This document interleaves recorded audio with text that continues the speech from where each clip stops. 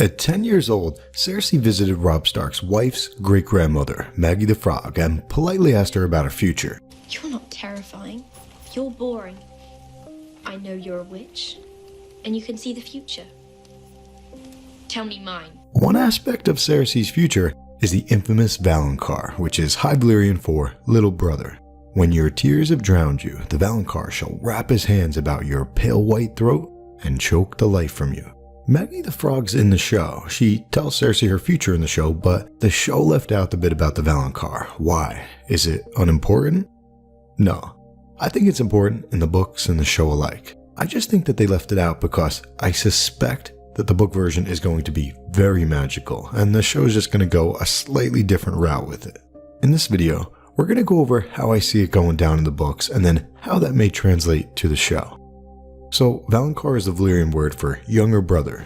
Because of this, Cersei has expected her younger brother Tyrion to be the Valonqar, the person to wrap his hands about her pale white throat and choke the life from her. This is one of the reasons that Cersei's tried to kill Tyrion a few times. All my life, you've wanted me dead. To save herself, to break the prophecy, and hopefully to save her children as a result, since all three of them were prophesied to die too within that prophecy. Gold will be their shrouds. Cersei would not be the first person that Tyrion's choked out.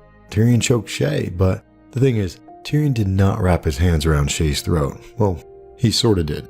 He used Tywin Lannister's chain, the chain for the hand of the king, a chain of linked golden hands. So, in effect, Tyrion did wrap his hands around Shae's throat. Pretty cool. The question is that foreshadowing to what's to come for Cersei?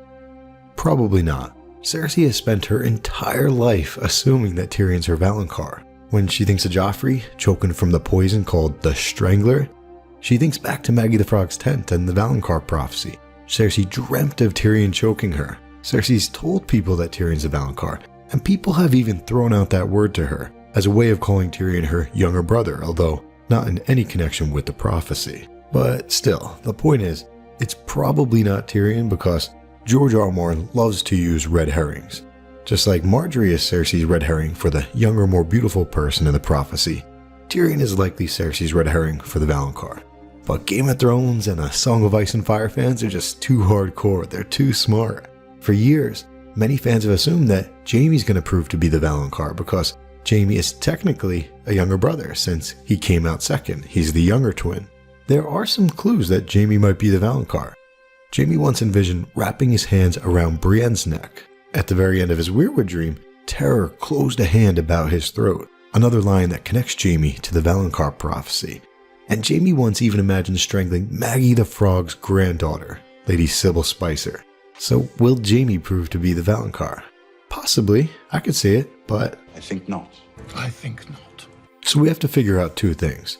Who is the Valonqar, and how will the Valonqar prophecy be carried out? Because prophecies are usually very tricky. They usually involve metaphors for people, objects, and possibly for actions, like strangling. There's a chance that no one actually strangles Cersei with their hands. That might be too literal, which leads into the next concept. One time, Cersei thinks of Maggie the Frog's prophecy as a curse that bloomed like some poisonous flower.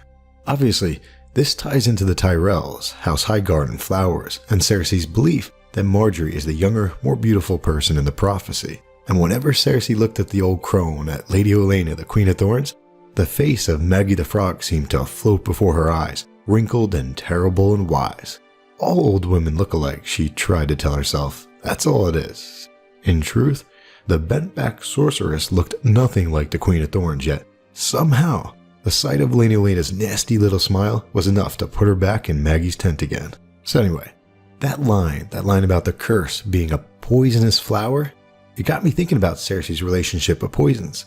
Cersei had Lancel poison her husband, King Robert, with wine while he was out hunting. Tyrion poisoned Cersei very lightly to get her sick so that she wasn't around to ruin the plans that he was working on leading up to the Battle of the Blackwater. Cersei almost poisoned herself and Tommen during the battle, and a poisonous flower from Highgarden, the Queen of Thorns, she poisoned Cersei's son, Joffrey. Cersei's daughter Myrcella was poisoned in the show, so Cersei poisoned Tyene in response, and Cersei also had Jaime poison the Queen of Thorns. Poison just keeps popping up in Cersei's song, so it makes you wonder if poison will be involved in the Valonqar prophecy. We've got the tears of lice, which aligns with the part of the prophecy which states, when your tears have drowned you. And we've also got the strangler, the poison that was used to kill Joffrey. I mean, it's in the name. The strangler makes you choke to death, and faceless men are known to use the strangler. But I don't think it's that simple. It's going to be more of a magical sort of poison. There are some lines that just jump out at you in the books, right? Here are two, or sort of three. Do you remember Sansa's necklace, or her hairnet in the books? Olenna pulled out one of the poison amethyst from that hairnet, or that necklace, and she used it to poison Joffrey. Afterwards, Sansa's thumb was drawn to the hole as the tongue is drawn to a missing tooth. Interesting wording. Then we've got Cersei, after Tywin died. The queen felt strangely calm. She remembered the first time she had lost a tooth, when she was just a little girl.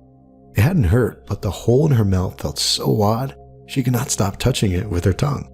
So we've got these two weird lines with these two big rivals, Cersei and Sansa. They're touching that hole in their mouth where they once had a tooth. There's probably no connection there, but this is what led me down the path to poison and ultimately to Tommen as the Valonqar. Because these two strange sentences ended up leading me to the poisonous flower thing. And it doesn't stop there. Look at the next line. Now there is a hole in the world where fathers stood, and holes want filling. So I'm thinking about Cersei and poison, and then that line jumps out for sure. When we read that, we immediately think of Arya, because after the Red Wedding, there was a hole inside Arya every morning when she woke. It wasn't hunger, though sometimes there was that too. It was a hollow place, an emptiness where her heart had been, where her brothers had lived, and her parents. Her head hurt too, not as bad as it had at first, but still pretty bad. Arya was used to that though, and at least the lump was going down. But the hole inside her stayed the same. The hole will never feel any better, she told herself when she went to sleep. As Arya's journey continues, she can feel the hole inside her where her heart had been. She thinks how she has a hole where her heart should be and nowhere else to go. Part of the reason that she wants to become no one in the first place is because no one had no holes inside her. So Cersei has a hole inside her from losing Tywin, and Arya has a hole inside her from losing Nymeria, Jory, her father, mother, brother, and so many more. And the Nightwolf has a list. The only person whom Arya says all 19 times when she says a list is the Mountain. But Arya said Cersei 18 of the 19 times and probably would have said Cersei's name all 19 times if she had not fallen asleep while saying the list one time. So basically, the Mountain and Cersei are on Arya's radar. We saw that in the last episode. You're heading to King's Landing? Some unfinished business. Me too. And here's the icing on the cake. Think about Arya, the kindly man who's the sensei Jaqen in the books. He tells Arya the backstory of the Faceless Men, how the first gift was given to a slave who prayed for release, an end to pain. It was a mercy, and Arya's like, he killed the slave? That did not sound right. He should have killed the masters. Arya then thinks the same type of thing a second time a few chapters later, when Arya wears a face for the very first time in the books. The face they put on her is the face of a girl who was beaten by her father, and remember, you are still someone. And to someone, the faces are as good as poison. You see what I'm starting to get at, right? A very magical type of poison related to someone, namely Cersei, wearing a face. Alright, we'll get back to this in a minute. So Arya puts on the face of a girl who was beaten by her father, and check out what happens. She could feel her heart fluttering beneath her breast, and for one long moment, hands closed around her throat, hard as stone, choking her. Boom. Major clue. Arya puts on the face of a girl who was beaten by her father, and she starts getting choked. Here's the icing. The kindly man tells Arya about the girl whose face she was wearing. Her father beat her so often and so brutally that she was never truly free of pain or fear until she came to us. Did you kill him? She asked the gift for herself, not for her father. You should have killed him. See that? When the kindly man told Arya how the first faceless man gave the gift to the slave, Arya said, he should have killed the masters.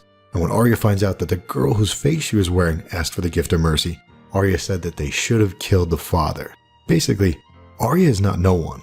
Arya has two names on her list, the Mountain and Cersei, a slave and its master. She's coming for you. And Arya believes you gotta go after the master too. So Arya will likely give Sandor the gift of mercy as well, but as a payoff to these two interactions with the kindly man, It's reasonable to assume that Arya gives the slave, the mountain, the gift of mercy, and then goes after the master, Cersei. Arya's gonna do this by placing Tommen's face on Cersei. Cersei is someone, and to someone, the faces are as good as poison, adding one more poison event to Cersei's song. Tommen, the younger brother, the Valonqar, is going to choke Cersei. But it's all gonna happen within Cersei's head, within her thoughts. One time, Cersei thought, no mother should outlive her children. And she's right about that, but here's where she's wrong. Cersei always admired Tywin. She wanted to be like him, to follow in his footsteps and to continue the Lannister legacy. But Tywin was arguably the worst father. So she did just so. Because Cersei was arguably the worst mother. Arya's gonna put Tommen's face on her, and as Tommen chokes her, for the first time ever, Cersei will finally admit to herself that Tyrion didn't kill Tommen by killing Tywin. Cersei killed Tommen by killing Marjorie. Cersei killed Tommen by being a terrible mother. Cersei once told Sansa that love is poison. A sweet poison, yes, but it will kill you all the same. And who are you?